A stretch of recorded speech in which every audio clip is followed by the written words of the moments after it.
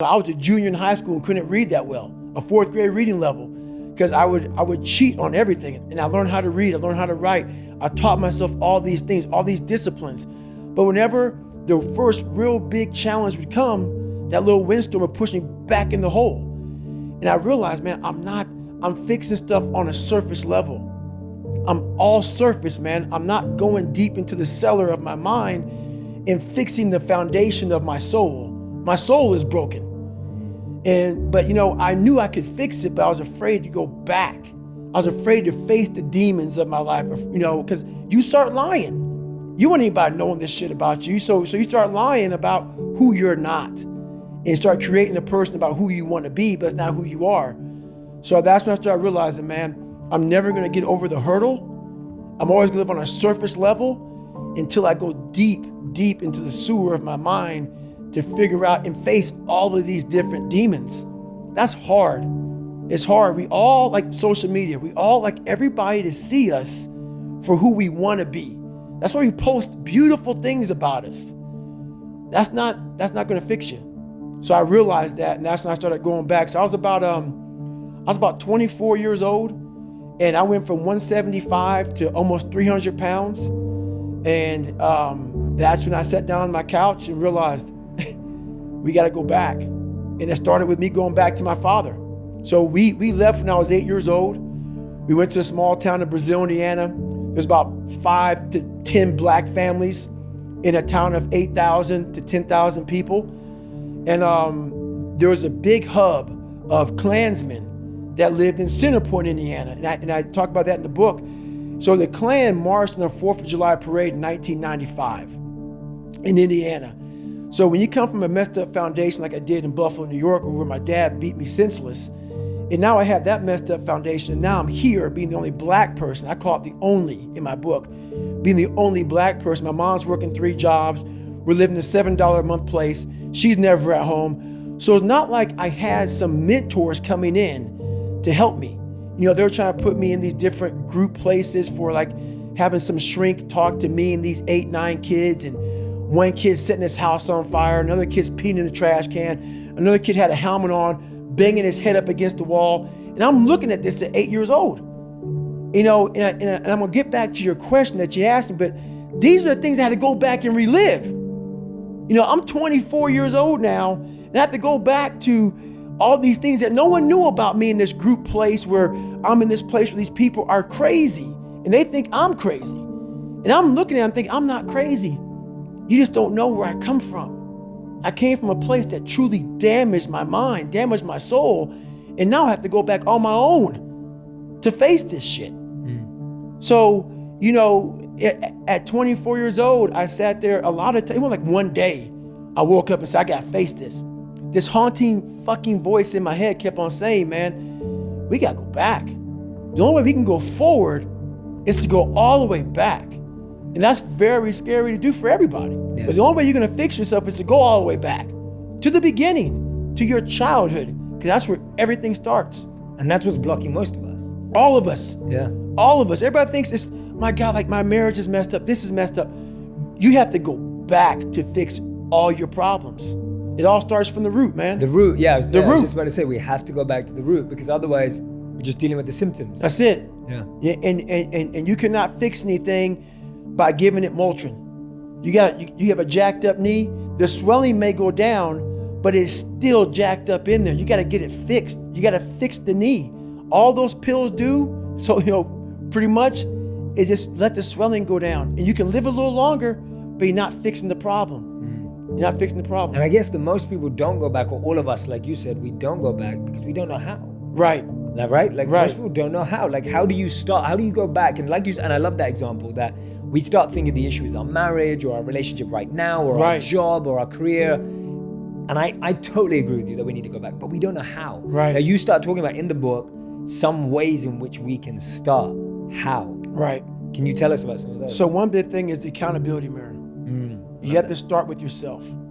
So what happened in my life was we started to get, I call it like the rucksack. A rucksack is a pack that you carry in the military, and you put all your stuff in it. Your radios, your food, your water, all that stuff you have to carry in the military. That's your rucksack. It's a backpack pretty much. as you're growing up, we all have a backpack. Most of ours, hopefully, is empty, and what we put in it is all the crap we go through in life. That's what is in the backpack for the civilians, and we carry it around with us. So what you have to start doing is realizing that no matter where you're at in life, I got called nigger a lot. My dad abused me, learning disabilities, stutters, immaturity, insecurities, self-doubt, so much crap on top of me.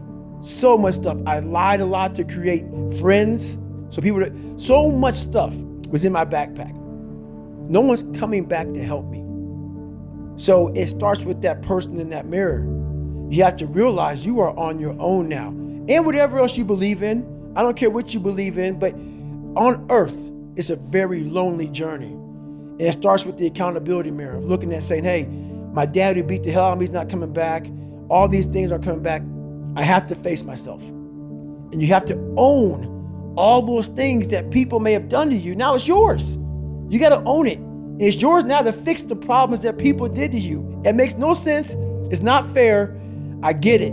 But if you live in that woe is me mentality of guess what? My dad did this to me. My mom did this to me. People who bullied did this to me. You're going to always live right there. You have to figure out ways to move forward because you're not coming back. And it starts with the mirror. I call it the accountability mirror in the book. Yeah, no, I love that. I'm glad you brought it up. Anyone who's watching, listening to this right now, I really want you to take this seriously because this is like what you're talking about, what David's talking about here is exactly why all of our suffering and pain that we're currently experiencing feels so tough and hard, because unknowingly or knowingly, we are choosing to be stuck here. Right? Exactly. Unknowingly or knowingly, whatever situation you're in, you're choosing to stay stuck because we don't want to go and unpeel and uncover. That's right. You don't want to break open that callus, that scar in your mind. You don't want to break, you have to break it open, let that blood flow. You have to let blood flow in your brain. You have to let all that stuff flow out. All that toxic stuff that you have trapped in there has to start flowing out now. So, like you said, you are doing this to yourself. Yes, people may have helped you get there, but it's now on you. That's a painful truth, though. It's a painful truth. Painful truth. Like all those people in high school and everything else, they don't know how you're going to end up. So you got to make sure that you constantly are rewriting your book. You have to constantly rewrite your book every day of your life. And these aren't just words I say. This is how I have to live. Like these are conversations I have with myself. And I say it everywhere I go. The most important conversation when you have with yourself. Yes. You live with it every single day. But most of our conversations are not the right ones. They're not the ones that are going to push us to the place we need to go. They're the ones that are going to keep us sitting in that toxic environment that you've helped create and everybody else helped create, and you just live in it. You live in that muck, and that conversation just plays in your head, and that becomes you.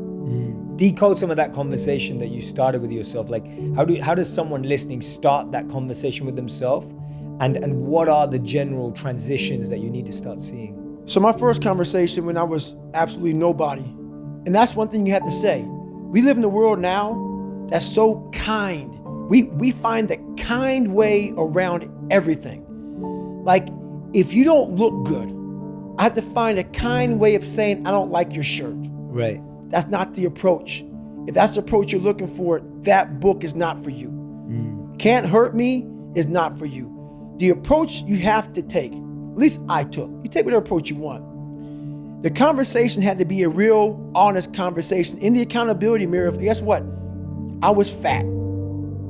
Don't find a kind word to say that, you know what, I've gained some weight. No, you're fat. When I couldn't read, not like, hey, you have a learning disability. No, I cannot read. I have a 4th grade reading level. I'm struggling. And sometimes I call myself stupid. Not in a way to put myself down. So don't take it like, my God, those are so hurtful. Yeah, they're hurtful.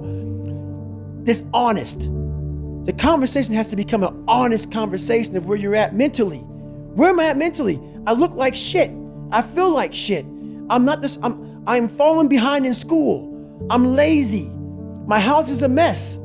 You have to look at what it is and call it what it is. Don't find words to make yourself feel better, because so we hang around people that make us feel better. that tell us what we want to hear, not what we need to hear. And so we stay away from those people. And we stay away from those people, like our internal dialogue becomes that kind, it's okay. It's not okay. So that's where it starts. It starts with that accountability of it's not okay anymore. This can no longer be okay. And calling yourself out for exactly what you are and exactly how you need to fix it. That's where it starts. I love that. I think that's awesome. I think you're so right that so many of our conversations with others are politically correct. Exactly. Therefore, our conversations with ourselves are politically correct, and then we continue to feed the illusion. That's right. Right? We continue to feed it. Nothing gets solved by that, man. Nothing. And if you look at America right now, and I won't get off on this, nothing is getting solved because there's so much racism. There's so many things, and that's just one of them. We can't talk about anything. We are skirting all of these conversations because if I say this, I'm going to offend a black person or a white person or a Jewish person or a gay or lesbian person. We skirt around the daggone problem. So we can't fix shit. Everything is like, well, if I say this on TV, I'm going to lose my damn job. We have to say it. We have to break the barriers within our minds, within the world. And it starts with yourself. It starts with yourself. You got to break the barriers down within yourself and just go there. You got to go to yourself. Absolutely. That was the honest conversation you had then. What's an honest conversation you've been having with yourself this year? Like because like you said, and I completely agree with you, it's a constant cycle, it's repetition. We have to keep doing it. So I talk about the repetition in my book a lot. Yeah. Got to get the reps in. So now my conversation is this. I never set out to write a book. When I was in the dungeon and no one was coming back to help me, I just wanted that reflection in that accountability mirror that I hated so badly to be something that gave me pride, to be something that made me feel. It's not about money. It's not about success. It's not about people. Oh my God, that's David Goggins. Sign my book. No. When I started this journey out years ago, it's about, I just want to learn to read. So now I'm at a place now where I see the possibilities of human potential. What are we capable of is the conversation now. The conversation now is how can I now talk to people in a way they can understand the message that I have for so many people. So that's the new conversation now is that you are constantly evolving. You never stay, either you're getting better or you're getting worse, you're not staying the same.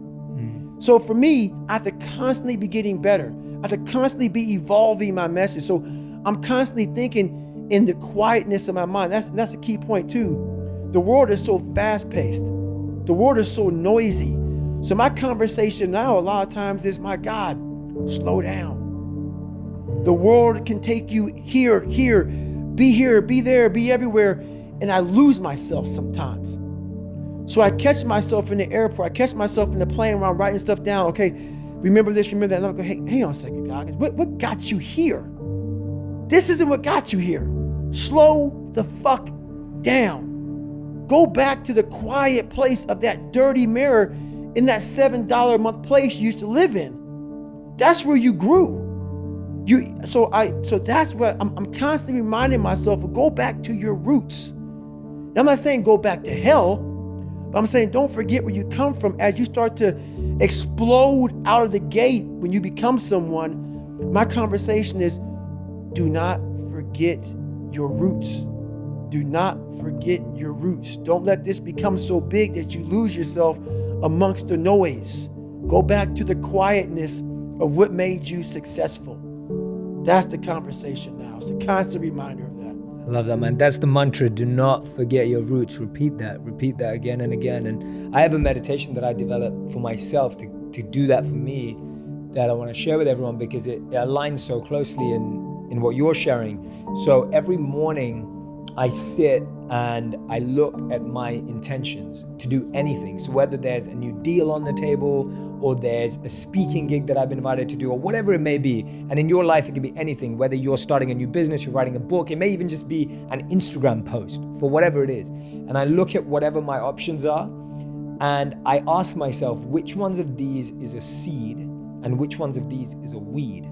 Because the incredible thing in our garden is that weeds end up looking like seeds and can confuse you. 100%. So often that thing that's giving you ego and pride and fame and control and power looks like it's amazing, right? But actually it's just strangling you. 100%. So every day what I'll do is I'll look at the garden of my life and I will try and unweed my garden. So I'll look at everything and be like, why am I doing that? And ask myself, why am I doing that? If the answer is not love, compassion, empathy, growth, right, personal push, sacrifice, service, if the answer is the opposite, greed, money, power, fame, if those are my reasons, then I have to take that weed out. 100%. I have to pull it out, because if I don't pull it out, that weed's gonna keep growing. Right. And one day it's gonna be so big, right, that I wouldn't even have seen it. Exactly. And so I'm with you, man. And that's why when I walked in here, the first thing I do is I want to know the person, because there's so many people right now doing exactly what we're doing.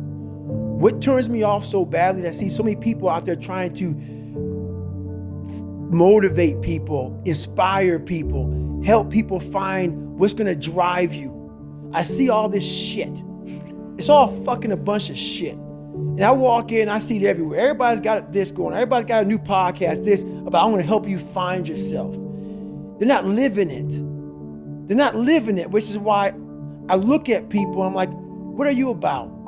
Are you actually doing what you say you're doing? Which is why when I heard some of your story, I realized that you have substance to what you're saying, which is why now I can speak to you. A lot of times I go on these podcasts, I don't want to fucking be there, because I start realizing this person is just talking. He's not living. And we share this with people and we expect them to change. They can see right through you. They can see you're not doing this. So that's one thing about it. Don't do everything in your life for money. Don't do everything. Yes, we need it to survive. There's a great drive and passion behind doing things for the mind and the soul. There's a great drive in that. Everybody goes, man, you talk with such passion. This is a life. This is my life. So that's what I want people to get from all this stuff, man. Like, there's something inside you. The brain is the most powerful thing. The mind is the most powerful thing that we have. It's not your phone. It's not the computer. It's not anything. It's your mind. And if you can tap into that, you can come from the daggone roots of hell and become such a great seed, a powerful seed that can grow into some great daggone garden. And people don't get that. It's all up here. The power and the magic's up here. Yeah. No, I really appreciate that, man. And thank you for saying that, because for me too, that was, my desire, what I was sharing with you earlier, is changing people's relationship with perception. Right. And when I started, I'll be completely honest, when I started making videos or any of this, and I've been talking about these things and studying them for the past 13 years. And when I started making videos, which was only 2 years ago, I had no idea that anyone would care. Right. I made it because I wanted to share what I'd learned. Right. And I put it up, and I genuinely thought my life was going to be, I was going to go to my 9-to-5 job, my 9-to-9 job. I used to work 12 hours a day in the corporate world. And I thought, that's what I'm going to do. I'm going to make videos on the weekends. Right. And hopefully they'll help someone. Exactly. Like, there was never a desire for this to be anything more than a service. Right. And so when I hear you say that, and also just about how much we perceive each other, and how we perceive other people, etc. Right. It's so important for all of us to give each other the benefit of the doubt. That's right. And hear from each other. Right. To connect. Exactly. To see. Like I said that to you earlier, I already knew I was gonna like you. Right. I was hoping you were gonna like me. I didn't know that about you. So I make sure and that's something that's very powerful. A lot of times we hear about someone else through the grapevine. And then I won't like you because I heard from somebody else that they don't like you. Always do your own judging. Always meet the person. Look at the person in the eyes before you say you don't like that person. Listen to their story. Listen to who they are. Listen to where they come from, how they lived. Get your own opinion about people. It's very huge. A lot of people didn't like me coming up because they see this hardness, this crust. Break away at the crust and see what's inside that person. Absolutely, man. Don't judge a tweet. No. Don't judge one post. No. Don't judge one message. And don't judge somebody from 30 freaking years ago. Or I say 30 fucking years ago. There's so much stuff going on right now in the world. People are trying to evolve. Let them evolve. Yes. Let them evolve. Don't bring them back don't bring them back where they came from. Yes. If someone wants to get better, don't bring them back to where you knew them when they were a piece of shit. Let them fly. And if you feel like hell because they went away and they escaped the hell that you all once lived in, fix yourself. Fix yourself. Don't hold them accountable because they got away. Don't constantly remind them that they were once here. Fix yourself. Because a lot of people feel like crap once people start to leave their little nest, like if you're an alcoholic. And this guy says, I'm gonna stop drinking. You wanna bring him right back in. No, look at yourself in the mirror and say, wow, this guy's doing better. Take that feeling of feeling like shit and do something about it. Change your own life. Absolutely. Well said, man. Well said. Do you think we do that subconsciously? We don't want to see other people grow and fly because we're not growing and flying. It's 100%. It makes us feel like shit. It's a constant reminder of where we're at in life. If you want even more videos just like this one, make sure you subscribe and click on the boxes over here. I'm also excited to let you know that you can now get my book, Think Like a Monk, from thinklikeamonkbook.com. Check below in the description to make sure you order today.